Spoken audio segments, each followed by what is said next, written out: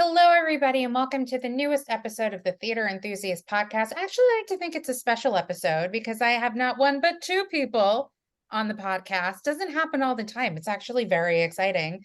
Currently starring in the Ruskin Group Theater's production of A View from the Bridge, we have, drum roll please, do you want Kim Chase? I almost said the full name. And then we have Aurora Leonard. Welcome. Yay. Woo. I'm sure you heard me say this to other people, but I used to have like an applause app, but people over Zoom can't hear it. So then it's just me cheering very awkwardly over Zoom for you guys for coming on to the podcast. So thank you. So appreciate it. Yeah. Woo, like you're gonna get like much better applause tonight during your show of A View from the Bridge. Very intense Arthur Miller production. Did you guys see the Ivan von Hove production that they did? Yes. Yeah. I saw that on stage and I was like, it rained blood, which just like blew my mind. Yeah, that was actually I love that part. Yeah. Yeah. I can't say that it was my favorite interpretation of the play, but I found it really interesting, and that was so innovative and creative and such a metaphor. Yeah. Well, he's a very interesting director. When I was in London 2 months ago, I saw his there of A Little Life as well. And there was like a lot of elements that were very him and some not so much. But this podcast isn't about Ivan von Hove and his play A Little Life. It's about you guys. So welcome onto the podcast. So I always start with, where are you guys from? Yeah. You want to go first, Aurora? Sure. So I grew up in Virginia outside of DC. And after college, I went to Virginia Tech. I worked for a little bit in what they call the DMV area, DC, Maryland, Virginia area. And everybody in that area tends to go, I want to say, like into politics, the federal government, military, a lot of military influence. And I come from a military family, and then I thought that was the trajectory that I was going to go on. But then eventually I landed in New York and decided to pursue acting. And so I lived in New York for almost 10 years. And now I'm living here in Los Angeles. So I would say, Virginia was where a lot of my childhood memories come from. Very nice. And what about you? Where are you from? I grew up in New York City, and city kid. And let's see, I started when I was young, started singing, and so I started to work with different people, and I was like singing in clubs when I was a teenager, which then sent me on my first USO tour when I was 16 with Bob Hope. Wow. And it was old. But I was one of the lead singers. It was great, and did that. And then went to college in DC, Catholic U, which was then a league drama school in the 80s, and which means nothing now. And and did a lot of work in different theaters in DC. And then I ended up oddly in Florida, because a friend of mine said, "Why don't you audition for the Burt Reynolds Theater?" And I was like, "What's happening there?" And I did it, and I got in. And so I did a lot of shows there, and I had amazing mentors. I was very lucky, at age 20 to be working with Burt Reynolds, and, who young people don't even know who these people are, but it matters to me. And Charles Nelson Riley and Dom DeLuise. And I mean, just amazing, amazing people. And I really learned not only professionalism, in the business, but I learned so much about this craft. And I was able to study with Jose Quintero, who was one of the top directors of Eugene O'Neill and Broadway. And, I got to I feel very lucky that in my early 20s, I could do that. And then I was going to do a Broadway show, and I won't say because I quit. And, and Charles Nelson Riley called me and said, come to Florida, come to LA, Sheila, Carla. He called everybody different names, to do a small play here, what was then the Melrose Theater, that Pat Carroll was directing. It was Uncommon Women and Others. And I came out and I never left. I would go back and forth to New York. I had a stint where I helped build a theater there and do that, but mostly I've been here, unless I get work there. I worked on a TV series last year in New York, but so mostly been in LA, and that's how I started. And I was so lucky because I had those people who mentored me. I didn't have to come to LA alone. Like I feel so lucky because I don't know if I could have done it. And I had so many friends that I had worked with who also came. So we had this immediate community, which makes me cry thinking about it, because I just feel like it was so great. You don't even realize how good it is when you're that young, and like you're 23, 24, and everybody's here with you. So we all did it together, and we were all out in the trenches here together. We had started a theater company here at the Tamarind, which is now UCB Theater in Hollywood. And, we were all just working together and supporting each other, which is, I'm grateful for. Yeah. Well, I wanted to touch base on what you said. A lot of the names that you name dropped, that you were saying, a lot of the younger generation probably don't know who they are. If you are of the younger generation and you're listening, look into these performers. It's always important to know like who these older performers are, what their careers were like. I mean, every career is different, but it's important to know like who the players were back then as well. And, look back on their work and what they've done, because you can look at any performer and, get any type of lesson from like a stage or a film or TV show that they've done, just like even in the smallest instances or scenes or anything like that. So I literally am looking at my microphone as if it's like a person listening to my podcast, like I'm talking to my mic. So that's my 2 cents. But what got you both into performing? I know Kim, you said that you started singing at a young age. It started with singing and then transformed or just moved into acting. How did you get into that?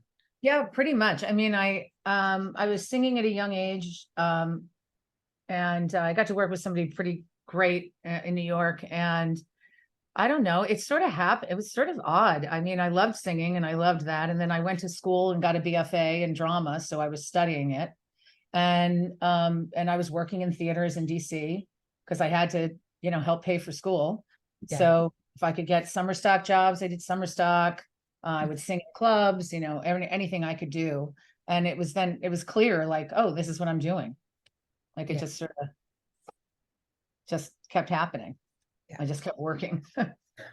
Yeah. So, sorry. I was just gonna say, Kim has an incredible voice. I hopefully one day we'll get to hear it somewhere.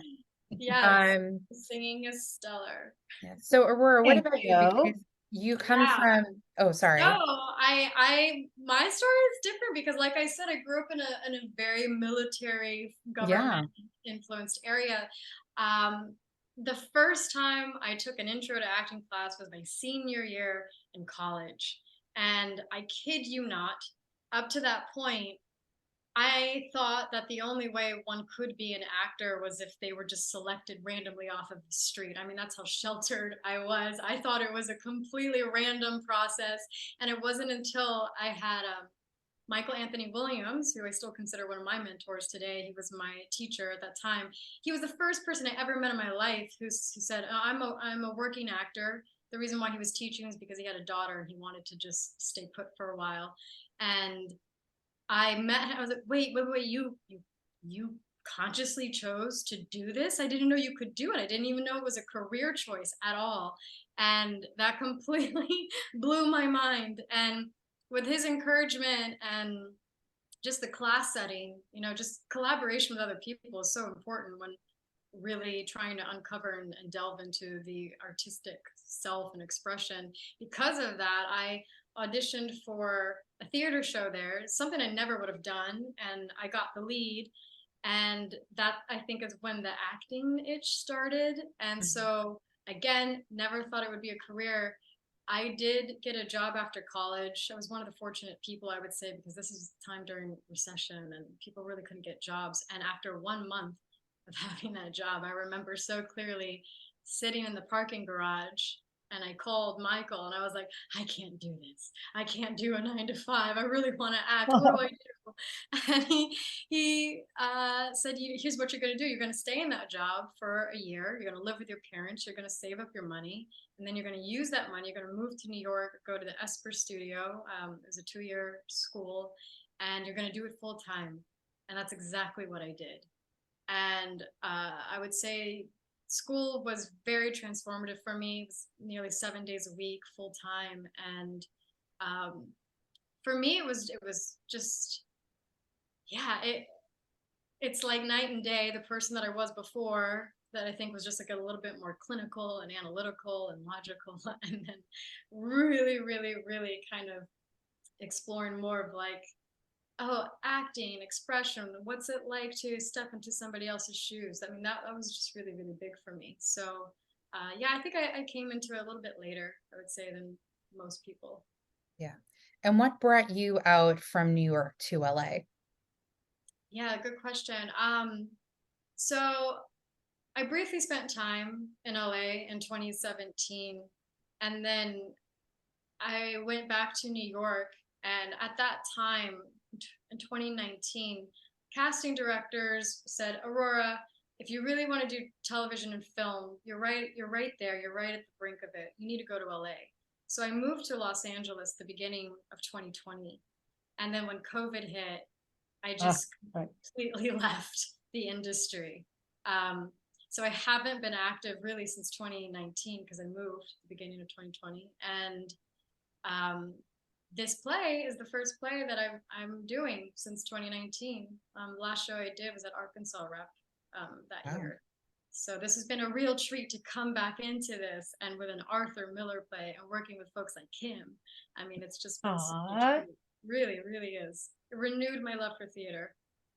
Great. That's what I also really love about theater is like sometimes, you can just see a piece or you work on something and it kind of just like rejuvenates your soul and your passion and your love for it. Like, in like my favorite musical is Once, and people who have listened to the podcast know that's one of my favorites. And when I was on Broadway, sometimes I would post like, oh, I just needed to see Once to like rejuvenate my soul. And that's like what great theater does. And, I haven't performed since I was in college, but I would assume it would be like that. So let's talk about how A View from the Bridge came into your life, because as anybody who is listening, everybody knows this play. I don't think I read it in college. No, high school. We read Death of a Salesman, but it's Arthur Miller, View from the Bridge. I don't remember reading it in school either. Yeah, I remember reading Death of a Salesman, and then then in school, because I was a drama major, I read it. But I don't think it was mandatory when we were in high school, right? It was Death of a Salesman is what everybody knows. Yeah. No, I just remember I had the same English teacher for 3 years, and he used to be a special education teacher. So he would show, if we were reading something, he would show like a movie or something in relation to it. So he showed us the Brian Dennehy Death of a Salesman that they filmed at PBS. So that was my intro to Ron Eldard, which I wish I knew where he was now. He like disappeared. But so that was my introduction to Death of a Salesman. But other Arthur Miller play that you guys are in, A View from the Bridge, how did this play come into your life? For this production, I should say. Well, for me, it was, my agent said, do you want to audition? And I had, and I love this play. So I was like, my God, I'd love to do an Arthur Miller play, and I'd love to play Beatrice. And I was also a fan of the Ruskin Theatre. And I'd seen a couple of shows, and I really like what they do. So I was like, sure, I'd love to. So that was it. I had to film the audition the day I was having knee surgery because I tore my meniscus, and it all happened very last minute. So that morning I like filmed the audition and then went and had surgery. And then, was out of it for like 2 days. And then they're like, you have a callback. You have to go in. And I said, can you tell him I'll be in a cane? But that it won't last very long. As it didn't. It was like 5 days. So it was like day 5 after surgery, I had to go back in. Do you think that helped in my little cane? Do you think that helped at all with your audition for the part? Like, oh yes, it's Arthur Miller, but you're like, I got other stuff going on. Let me just do this really quickly, this audition tape. Maybe because honestly, those 2 days I had 4 things to film. Oh, okay. It was insane. And Mhm. it was the last one I filmed. I saved it for last. So who knows? But I also really, the part really spoke to me. Mhm. So it was, it just felt so right and organic. And, you know, the character's journey, the audition was not difficult for me. It was, you know, sometimes some roles you really connect to, Mhm. you know, right? And some roles are like, oh, I've got to really dig deep in here and find this. What part of me, you know, how can I find this and find how this, you know, this person beat, you know, how their heartbeat goes, how it all works. Mhm. But for Beatrice, I didn't. For Beatrice, it was like I stepped right in it. It felt that way for me. I mean, that was just a connection I had to it. Oh, it's such a treat when that happens. Yeah, I Really mean, that's great. so, you know, doesn't happen all the time at all. So yeah. Yeah, yeah. Well, I found this play through Re Abruzzo. I had the pleasure of working with him on an independent film that a friend of mine wrote and produced, and we were filming it in Atlanta. Oh goodness, I want to say, was it May or June of this year? And then Ray was like, "Oh, where are you living?" And at that time, I was actually living in the Bay Area, and I said, "But I'm moving to Los Angeles." And he goes, "Oh, that's funny. We're putting up a play at the Ruskin Theatre, and I think you could read for Catherine." And I realized it was for View from the Bridge, which is such an incredible play. He actually gave me a copy when we were filming in Atlanta because I wanted to reread it, and I remember like lying in bed and once again being like, "What's gonna happen?" Because it had been so long. I was like, "I Yeah. can't, what? Who's gonna die? Is somebody gonna die? I don't know," you know. And there was so much excitement. So I also filmed it when I was in Atlanta, my audition, and yeah, I think because I was on another project at that time, it just kind of felt really nice to just work on something that was different. Mhm. And but yeah, I was on set when I was filming for this theater show, and then got the call back in person. But yeah, it was through Ray, and I gotta say, all the people at Ruskin Theater are really wonderful people. Yeah. They really are. It's such a nice feeling, that Yeah, theater, right? They're, they're very family. Yeah. yeah, you just feel they've built a very safe, creative environment, Mm. which might sound, you know, counterintuitive, but you know, because you can really explore, but Mhm. they make everyone feel so welcome and like, you know, excited and inspired. Yeah. Yeah. Yeah, it's a Well, I great mean, group. yeah, they also have an acting school as well that is, Yeah, from what I have heard, is very popular, which is great. I mean, I know that Austin, our mutual friend who set this up, she teaches there. She yes. speaks very highly of this company as well, and got to introduce you guys to me and me to you, and that didn't sound correct, but you know what I mean. So, what was the rehearsal process like for this show? So you get the part first day. Oh, Kim's like, oh, let's get into it, because Oh Aurora no, was it was just mentioning we're something all so earlier about exhausted. like, No, we finally had like 2 days off on Monday, and it was 6 straight weeks of crying Yeah, Mhm. and crying.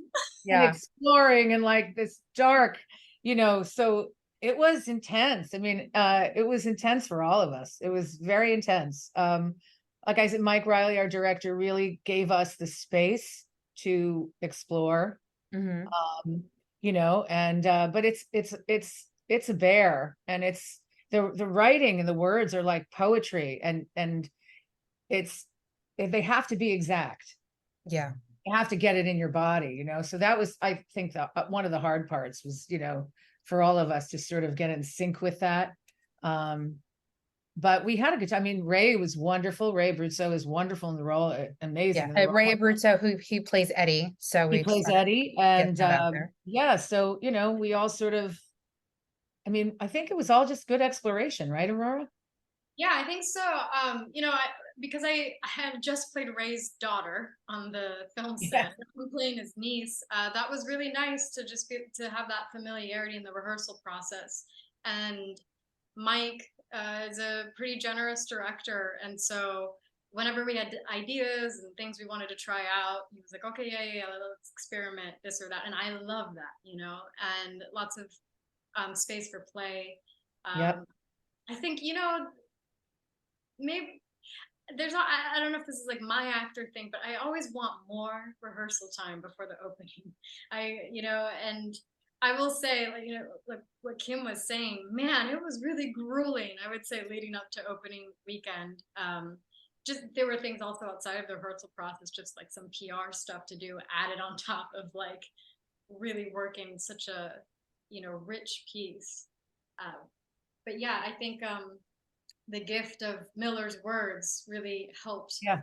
um, deepen the circumstances and the relationships. I mean, I think we're still, even now that we've opened, we're Oh, still exploring. We're still like, oh, there's a moment there. Didn't find that rehearsal, but we're finding it now with a live audience, and it's really nice. yeah. Every show, there's something new to discover. I think it'll continue to just be like that. I don't think the nature of this piece will ever, you don't ever arrive. You're always sort of in the process of it. Yeah. It's sort of has that ephemeral quality about it. Mhm. And like, of course, like you said, or like you never feel like you have enough rehearsal. Yeah. But we really were like, we're not ready. But somehow we did it. Yeah. Yeah, and when the audience comes in, it just always brings it such a different energy and realization to those moments. So, Mhm. maybe another way to think about it for me anyway is like, oh, it's just another rehearsal. When the audience is there, it's just another way to explore what's happening. Yeah. Well, it's interesting you bring up the audience because I was going to ask, how has the audience reactions been to this production that you've? Because I remember I went to see the Scarlett Johansson, Leah Schreiber version, Yeah. and I think I went on like a Wednesday matinee, and there was a school group. So when the lights were going down, somebody yelled out like, "Scarlett, you're so hot!" And then Leah Oh Schreiber my was on God. a talk show, and he brought that up, and I was just like sitting in bed watching, and I was like, I was there. But luckily, it didn't happen during the show. Yeah. But yeah, have you had like students from Ruskin see the Yes. production? Okay. Yeah. They came to a lot of the previews. We were so surprised. I don't know, right? I mean, from the first preview, we got a standing ovation. Oh, wow. And we were like, what just happened? Um, Yeah. and the vocal response and the participation, like it's a very intimate theater, like Yes. so intimate, that the audience is almost part of the show. And so we've had these experiences where we'll hear the audience say, like, and I won't give away what it is, but like an idea of like, oh my God, he's walking to the phone booth. Oh my God, you hear them saying it out loud. Yeah. It's funny. I mean, Yeah. they're in it. Yeah. They're really in it with us. Yeah. That's what I really also love. Surprised us. Yeah. I love about theater too is like audience reactions to things. I always tell the story of like when I saw Harry Potter and the Cursed Child for maybe like my third time, there was this girl sitting next to my friend and I who like had never seen the show. And I think pre-pandemic before they changed it. And just her reaction to like all of the magic stuff happening, she's like, whoa.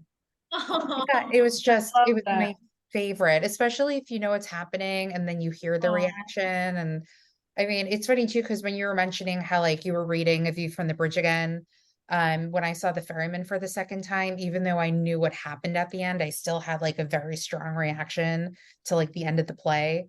So yeah, that's just my theater is so great, you guys. Yeah, there have been some gasps and some laughs that yes, that's right. Oh, the gasps. It's a gaspy show, some of the moments in this, you There are know? some moments, absolutely. And then, Yeah. yeah, I think the audience also kind of helped identify maybe some humorous moments that maybe I had overlooked initially. Yeah. Now that you are running a little bit and you are running until October 8th, and you're saying that, you wanted more rehearsal time, even though you are up and running, do you still have moments where you kind of like get together to run lines, to run scenes, to do all those things? So it's like always in the process of bettering the show. You guys are nodding your heads. Anybody else want to vocalize what's happening? Because nobody on the Well, like, podcast can see you shake your head right yet. now, we do shows Friday, Saturday, and Sundays. They Mhm. might add that Thursday to that, but until they do right now, we meet on Thursday before the Friday show, Mhm. do a run through, Yeah. not a super intense run through, but a run through. Like we'll do that tomorrow. Yeah. Just to keep it fresh, because it's too many days Too many days in apart, between. away from it.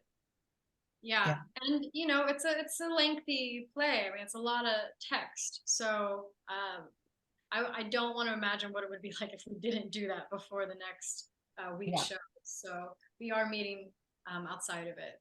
And I'm very grateful that the cast is open to it. Yeah. I do want to bring up too, because when people hear LA, California, they always think, film and television. They don't really think theater.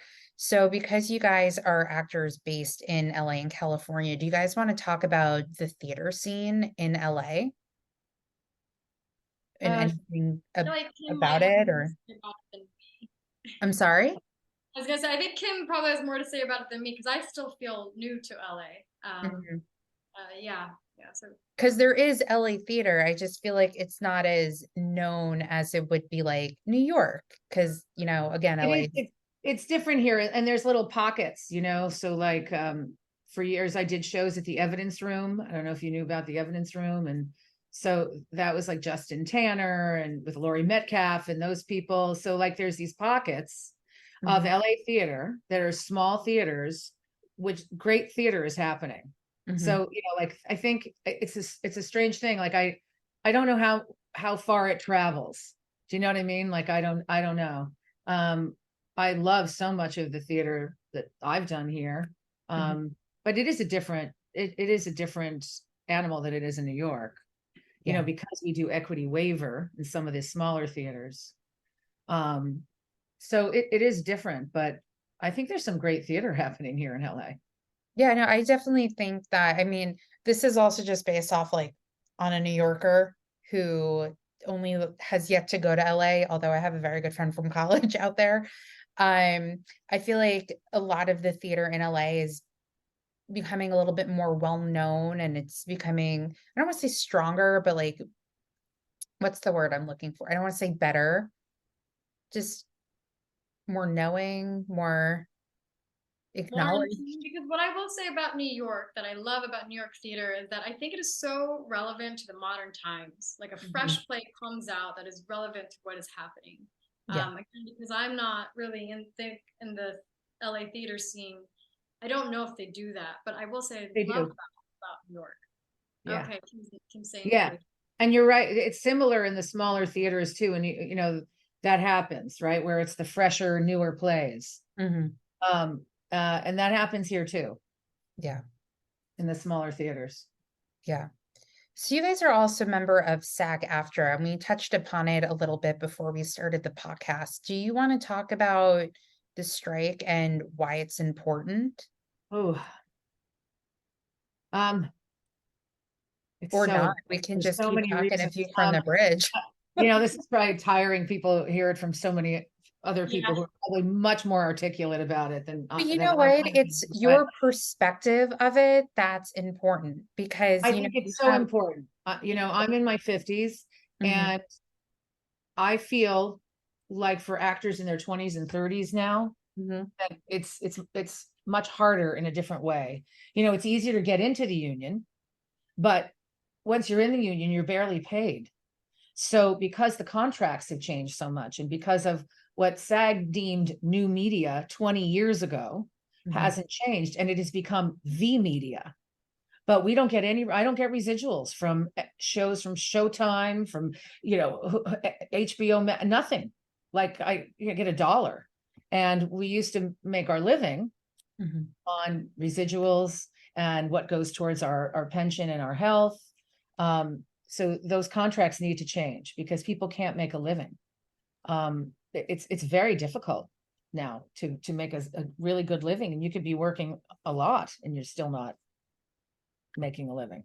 Yeah, we even It's talked tricky. about it in rehearsal, like in the theater, exactly that, just how it does seem to have become more of a hobby now, unfortunately, rather than a career path. So again, because I stepped away really when COVID started.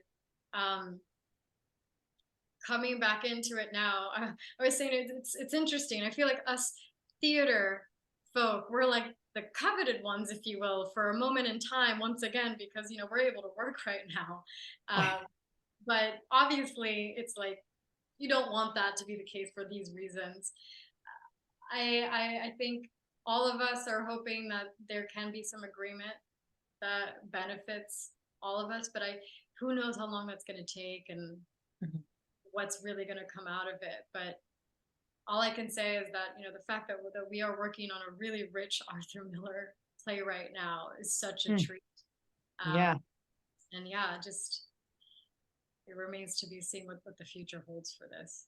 Yeah. And there is a real issue with AI and with technology, but that's it's a very intense conversation.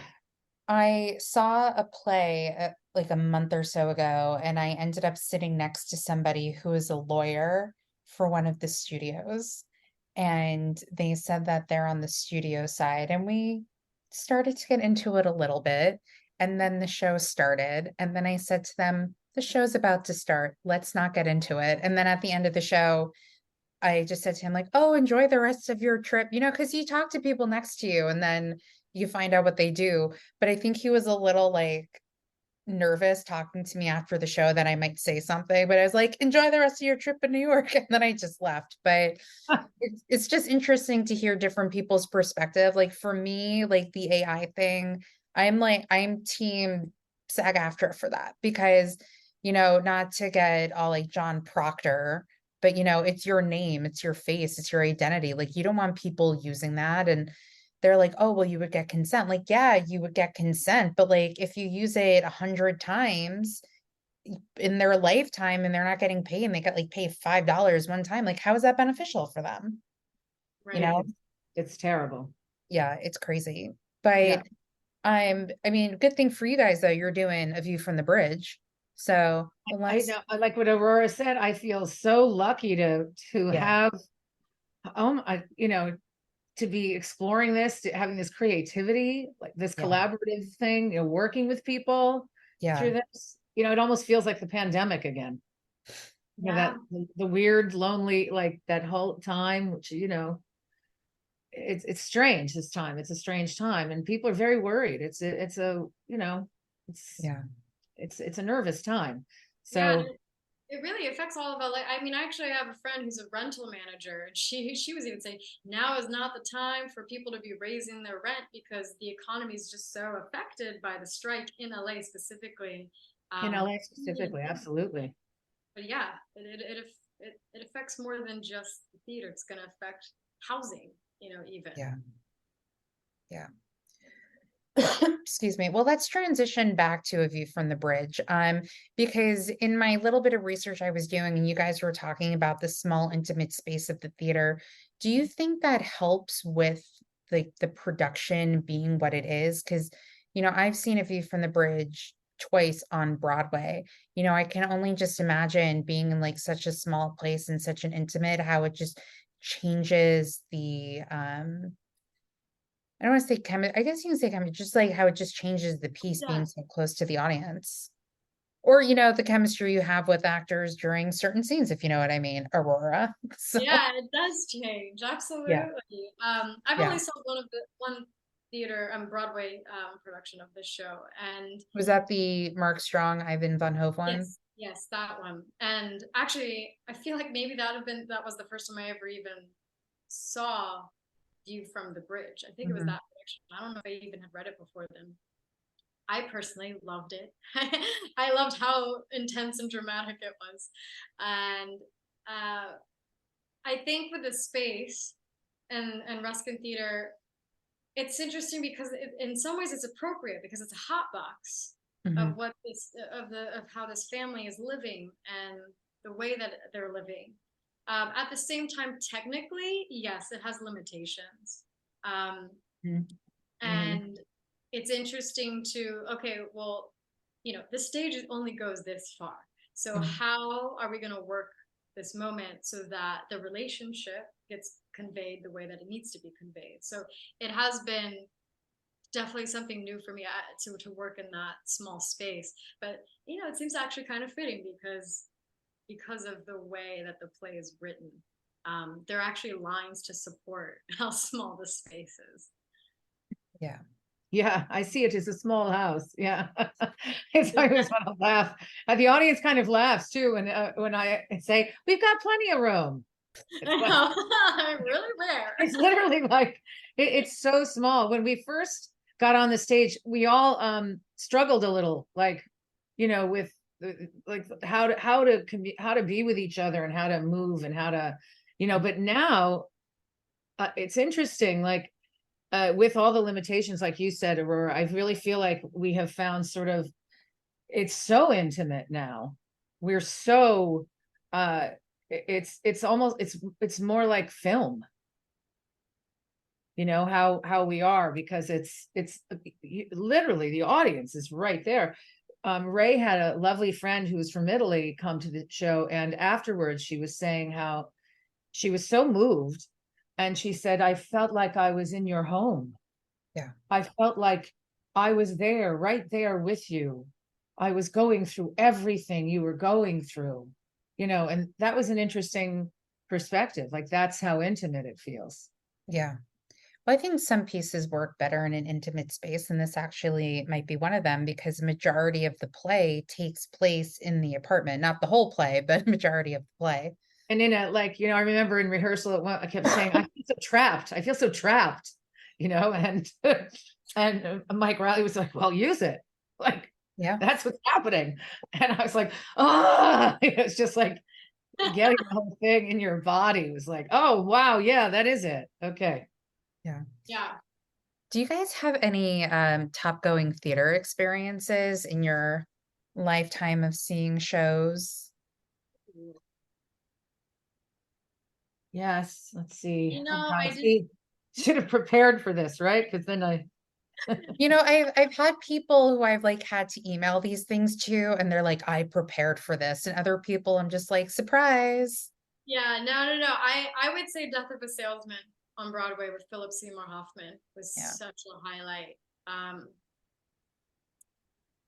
Yeah. Oh yeah. I was really affected by that one.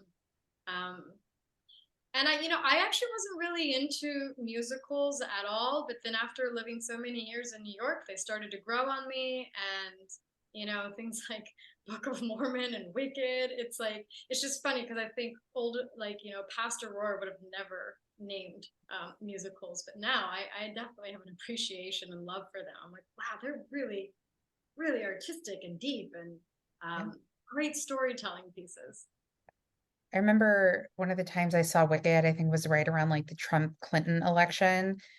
And my friend kept like screaming at intermission how like Alphaba is Clinton, Donald Trump is the wizard, and we're all the goats. Right? Oh, wow. I like that. It was like, yeah. So like we were all Dr. Dillamond at that point.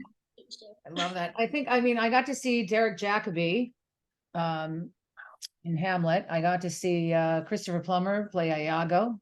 Wow. Super memorable for me. That's amazing. Yeah, super memorable.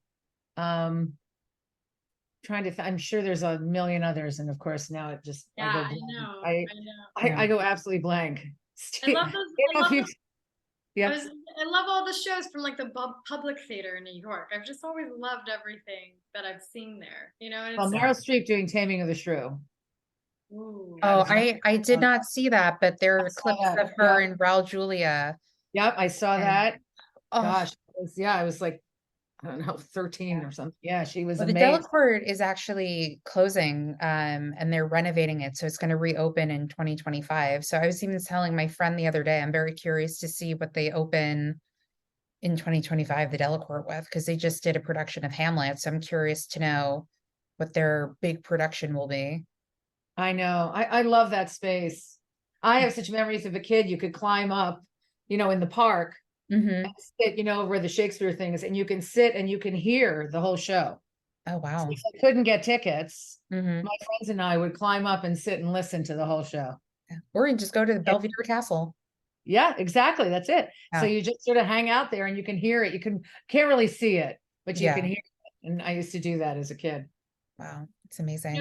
Love that space. You mentioned Laurie Metcalf earlier, and it reminded me. I saw her in a Doll's House Part 2, and I mean anything that she's in is just incredible. But man, she was Oh, stellar. you just reminded me because she did with oh God, recently, and I saw it and went three women. Is it called? Yes. So with Gwendolyn Jackson and Allison Yes. Pill. And that was an amazing theater experience. Was it Allison Pill? Yeah, That was absolutely because that was out of my price range for tickets. Oh yeah. Yeah. That was whew. Yeah, that was mind blowing. Those three. She just did a show on Broadway called Grey House, which unfortunately didn't last very long, but it had Paul Sparks and Tatiana Maslany in it. And he's going to be doing a production of Waiting for Godot with Michael Shannon. Who I love. Yeah, I'm both very weirdly attracted to both of them, so I think that would be a very interesting show for me to see, with me being like, why do I feel these ways towards both these men? Do you guys have any dream roles or projects that you would want to do or work on? A dream theater role. I'd love to play Martha in Who's Afraid of Virginia Woolf. I can see that. Yes. Just, both Aurora and I are putting our hands up and clapping them close. Yes, please. We're manifesting it. Listen, this podcast is magical. We can manifest things. I had somebody on here last year. They said, my dream is to do Shakespeare in the Park. I shit you not, a year and a day later, when I recorded it with them, they announced that they were in Hamlet at Shakespeare in the Park. So I would love to do Shakespeare in the Park too. I always wanted to. Oh yeah, who doesn't? What a treat. Yeah, I know. Kim, I never, because 2025, you're going to be in their production, whatever it is that they open. I would, if I could play Martha. Oof. Martha at Shakespeare in the Park. Yeah. The musical. Aurora. I think, I would need more time to think about it, but it's funny. There are two theater houses I would love to perform in. Just because I'm new to LA, I would like at one point to do the Geffen. And I actually would love to do Arena Stage in DC because it's a very nostalgic theater for me, because it's when I saw 1001 Arabian Nights there afterwards, that really fueled, again, my desire to say, I want to be an actor. And it was at Arena Stage, which is a smaller theater in DC. And so it's that's a great stage. I love that theater. It's a very well, I think they're doing what is that called? This new musical is an Avett Brothers musical, Swept Away, with John Gallagher Jr. and Stark Sands. I think they're doing it there. Oh, great. Yeah, I hope it comes to Broadway. Anything with John Gallagher I'm there for. So in musicals, I'd love to play the mom in Dear Evan Hansen. I could see that too. Well, hold on, which mom? Evan Hansen's mom, or Evan Hansen's mom, who sings the song So Big, So Small. Yeah. I can see it. Just manifesting all these things for both of you. Right? It's fun. Yeah. Why not? Yeah. We'll do it. Why not? It'll be great. So do you, I always end the podcast with this question, if I remember to ask it, and luckily I did. And I think we have touched upon it a little bit throughout our conversation. But why do you both think theater is important? Oh. I have an answer, but do you want to go, Kim? You have an answer? Go ahead. Yeah. I think theater is important because, and maybe I'm biased because it was my first love, but I love theater, one, because, as I mentioned earlier, I think it's a powerful way to convey what's happening currently, whether it's political, something cultural. I think theater is such a personal way to communicate that message because of the live audience feedback and because of the live discussion that can happen right afterwards. And I think theater is just one of the best ways to kind of push these cultural movements that happen, is by having these conversations in the theater spaces. So that would be my answer. The question brought tears to my eyes, which I'm like still trying to figure out what, wow, that was like, I'm sorry to make you cry on the podcast. no, like in a Just all beautiful the way, emotions we bring out here. I do. And it made me think of, I was 7 years old and I went to the Milburn Playhouse with my mom and saw Shelley Winters do Man in the Moon Marigolds. And that was the play that said to me, I want to do this. And I think a lot of what I think I felt then was like to see in a space where people work through real life emotions, things that you think about, go through, and to have that and to be able to reflect on it, it's the human condition. And live theater, you really are right there experiencing the human condition. Yeah. Even if it's total joy and fun and silliness, and music and whatever it is, it's part of how like we vibrate, how we make it through a day, and it's a reflection of who we all are as human beings. So it's such a beautiful art that way. Yeah. And just watching the collaboration, I think, can help people see people working together, all different types of people working together. Mhm. That's a beautiful message to send. Yeah, So theater, well before television and film were doing this, they were doing colorblind casting, and like that was really cool to go to a theater show and have a family, but people being represented from different cultures and stuff. And now they're doing it, I think, on film, but for a long time they weren't, and theater was the only place doing that. Which I also That's right. Yeah. That's right. And there is, in this kind of art, again, because it's such a collaborative art, it is about people negotiating and navigating, working together. And then in the story they're telling, it's about that. So it's twofold, and so it's for, people to come and experience that. I think like I said, it helps us recognize our humanity. I think it brings some humility and some, also some, it's exalting to see that. It's like, wow, look at that. Look at what people can do. And a lot of plays are telling the story of ordinary people. Yeah. Right? Which ironically is kind of like a perfect segue to end the podcast and talk about how you guys are doing A View from the Bridge and how you can see A View from the Bridge at the Ruskin Group Theatre until October 8th. Get your tickets if you're listening, if you're in the Santa Monica area or elsewhere and you want to travel down. Thank you both so much for coming on. You can stay on after I stop recording. And thank you all for listening. Go see a show and go see A View from the Bridge. Anything else you ladies like to add, say? No, just thank you so much. Podcast is great. That you support theater like this is amazing. So thank you. Yeah, thank you. Please, thank you both for coming on and thank you for listening.